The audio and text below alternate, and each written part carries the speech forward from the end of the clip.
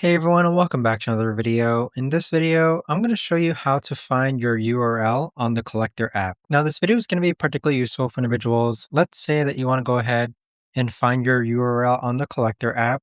How do you actually go ahead about doing so? Now, this video is going to be short, sweet, and simple, guys. There's not going to be a lot of steps involved.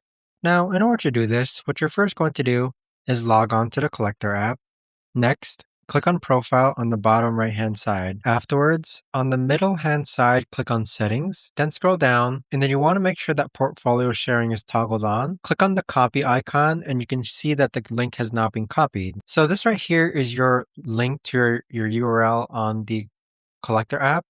And there you have it. But that right there, guys, is the best and easiest way that I know of to actually go ahead and find your URL to the Collectr app. If you guys know of a better or easier way to actually do this, let me know in the comments down below. I would love to know. Thanks so much for watching everyone, and I'll see you guys all in the next video.